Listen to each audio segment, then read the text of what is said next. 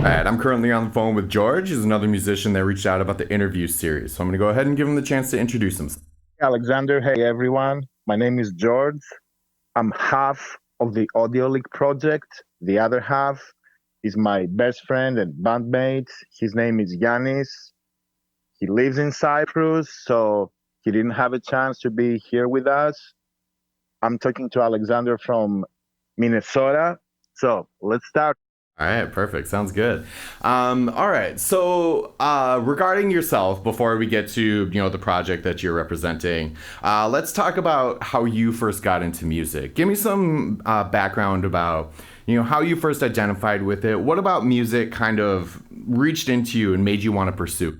Yeah, that's an interesting question. Okay. Uh, well, I don't want to say that I'm coming from a musician's family per se, but music was always part of our daily life when I was growing up in Greece. Actually, I was born and raised in Greece. I'm Greek.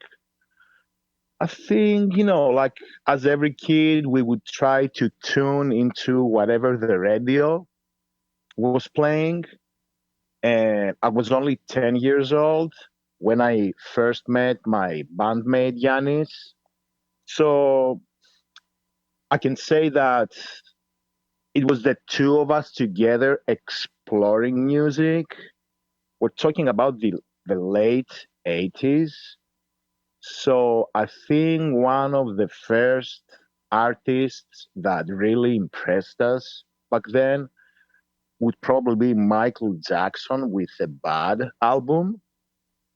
Of course, growing up, we would listen to all kinds of music. I remember we started listening to some hip hop, some metal. We were just dabbling into different kinds of music.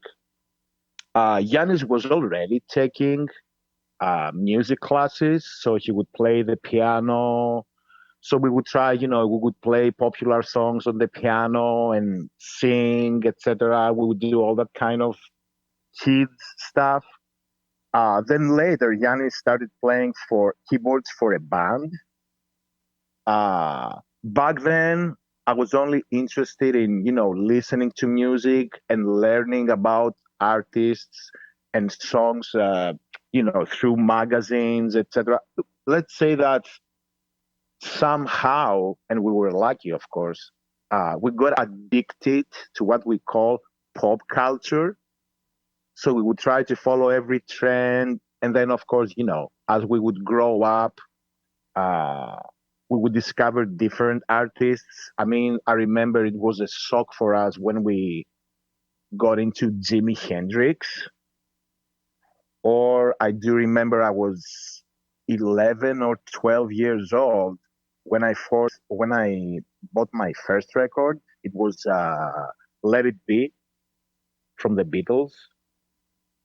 And then, at school, we would always hang out with kids who were into music or would already play music.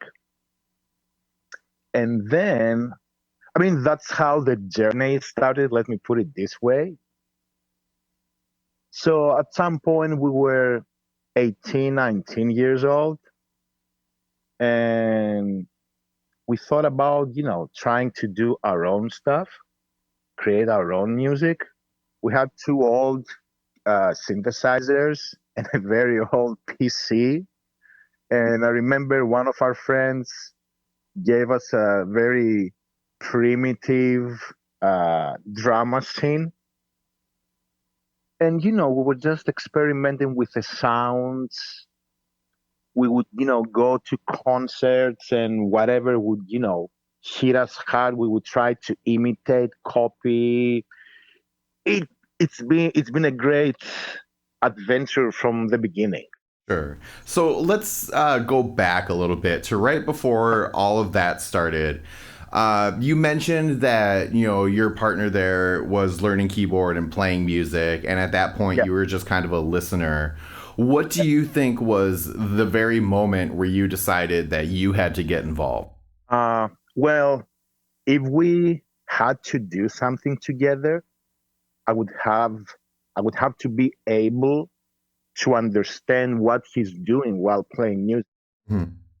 So I started, with his help, experimenting with chords. I mean, very basic stuff. And then, of course, it was late 90s, early 2000s. So internet became part of our life. So we would, research. I would research stuff. Oh, how do you do this? How do you play this? What does this mean? How does this fit into a song? And back then, uh, we would also be very interested in programming synthesizers because it was such a new thing. I mean, okay, all synthesizers come with preset banks or something, but we would try to manipulate the sounds, make them sound like this way or that way. So it has been an ongoing learning experience. But that's what triggered, to answer your question, the need to be able to keep up with my friend and understand where he's coming from and what he wants to do. Music is like a language, so it would take both of us to speak this language in order to communicate. So when you say keep up with him, do you mean while playing an instrument or doing vocals? Give me a little bit more context about what you mean. Okay, when I say keep up, I'm talking about mostly playing. So, for example, uh, he would say, okay, let's do something. Let's try to create a song on D minor chord. I would have to understand what D minor is, how it sounds, and move on. When it comes to singing, I mean, even to this day, we're not trained singers. We don't have any training or education on singing. I think it's mostly instinctive. And Okay, then, but we are talking about vocals and not playing an instrument. yeah, Okay, perfect.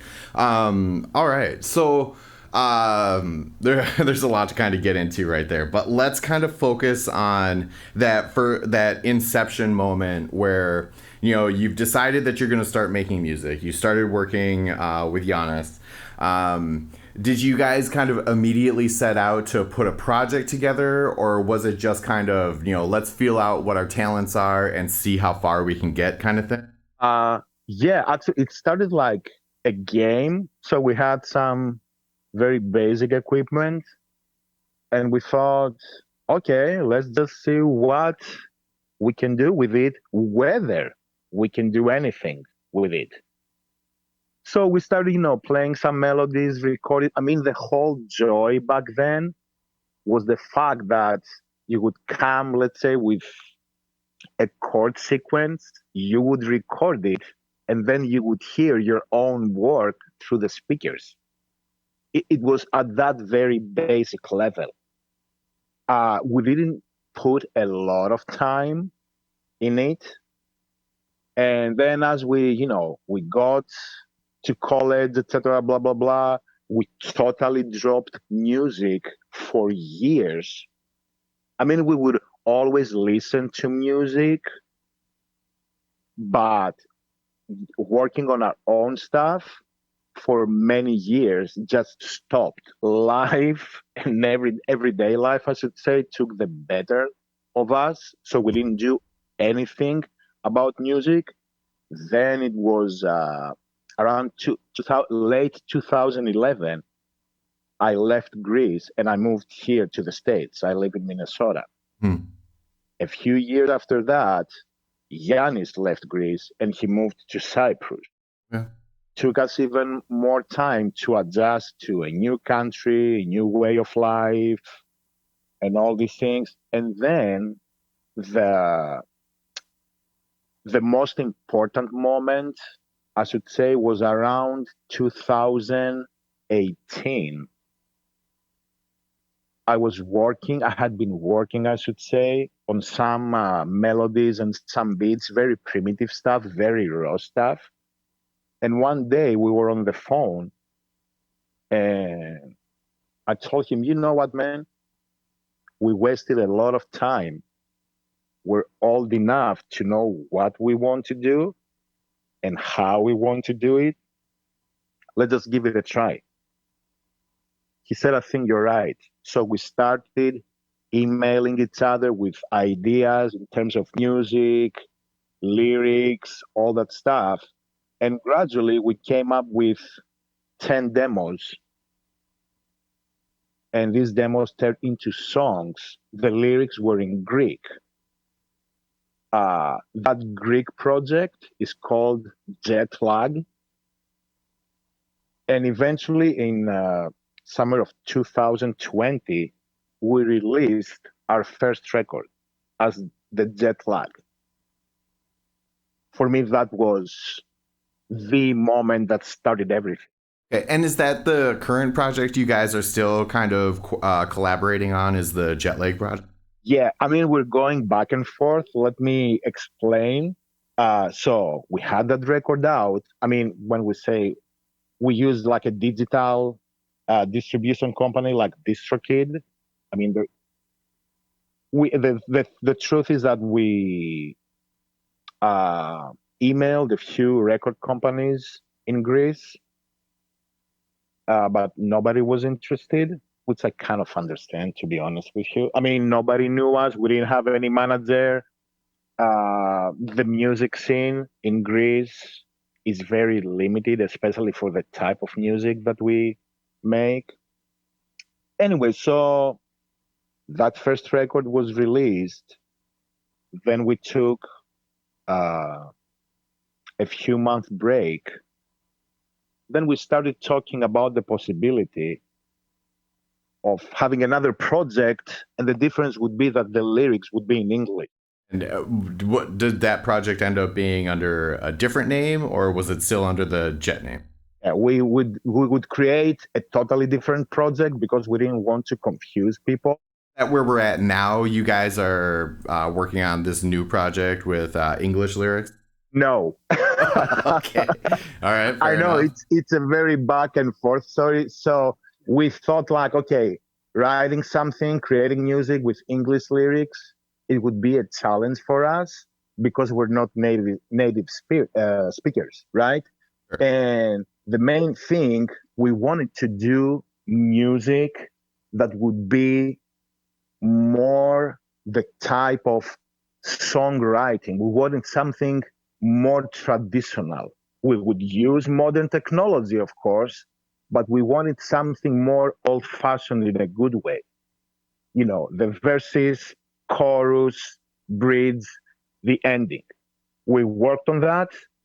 And because we didn't want to apply too much pressure on ourselves, we said we're not going for a record. Let's just do singles. So we did release 5 singles. That was like the last one of them was released a year ago. So we did our thing. I think the result is very decent. We try to make our own videos. The videos that we make them from scratch.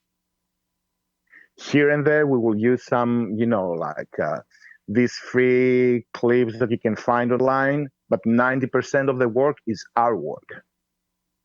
We like, the do-it-yourself type of spirit. So we had those 5 songs out. We took another break because at the same time, like most of unknown musicians, we have full-time jobs, families, etc. And then we started focusing on going back to Greek. So we went from jet lag to audio leak and back to jet lag right now. Okay. 3 months ago, we had a single out as the jet lag. And I hope in the next 3-4 weeks, we will have a second single out in Greek. And we will see. I mean, we always try to work on new ideas. Our computers are full of unfinished demos or, beat ideas or Well, melody. it's cool that you guys have two different countries that you're contributing to the music scene in. That's really cool. Yeah, like I said, it's a great adventure. It's a great journey. and makes everyday life way better, right? Definitely. Well, you kind of went over, where you are now, what you're putting out. You went over some of like, the moments that have been most important to you. Where can people find the stuff that you're putting out, whether it be, the Greek stuff you're putting out or the English stuff you're putting out? So, okay, when it comes to for both projects, we have Facebook pages. One is called the Jet Like the Band, and the other one is called Audio Leak. We have for both projects YouTube accounts, Audio Leak the Band and the Jet Lag. We're trying to be as active on social media as possible without overdoing it. To be honest with you, maybe we could try a bit more, because the thing with our projects is that since we live in different continents, Cyprus is in Europe, I live here in the States, there's not going to be any concert really soon, right? I mean, it's so the only way we can communicate our music is through social media. Of course, we have several friends back home and friends in Cyprus and here in the States.